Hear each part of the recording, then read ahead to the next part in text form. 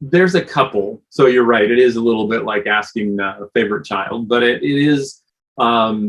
Yeah, I am not a trained artist. So my own experience with the programs usually has to do with creating random things. And it's something that was created back in about 2007 or 2008. It started as a program called Literally It's Art, and with the name Litter being the beginning of it.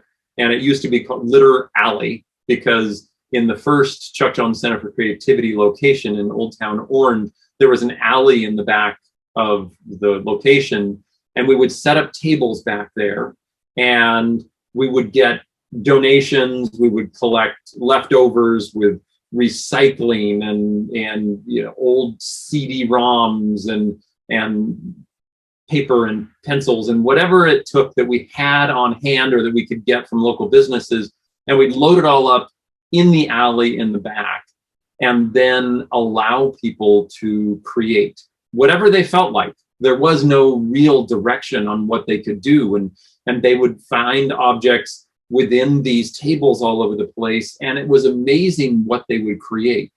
And so sometimes it would take them 15 or 20 minutes, and sometimes literally it would be hours that they would be creating things, and then they'd add on and adjust. And so for me, that was always a favorite of mine because I didn't need to have the capabilities to mentor people on how to draw Bugs Bunny, which is another one of my favorites, to experience, to watch, to see how people are guided through that. But in this case, it was the teaching artist. In this case, it might be me and many like youth groups, junior high and high school groups that we, you know, have tables full of things, and they'd come in, and usually they were guided through programs, but these huge events we were just a part of, that they'd come in and they'd go, okay, what do we do? And say, go ahead. And they usually look at you and go, well, what are we supposed to do?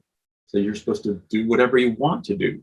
And then they'd start, and then they'd sort of see what the other person might be doing, and then they'd kind of work on their own thing, and sometimes they collaborate. And so Literally It's Art turned into Acme Inventions, trying to, you know, create and maintain the brand of Looney Tunes and Chuck Jones creations like Roadrunner and Coyote.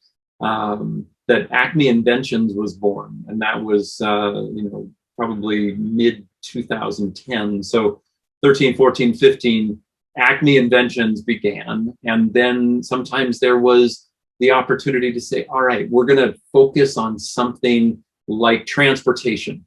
And that was the only thing. It was these small groups that would get together, and the word was transportation. And then they would figure out what they wanted to do.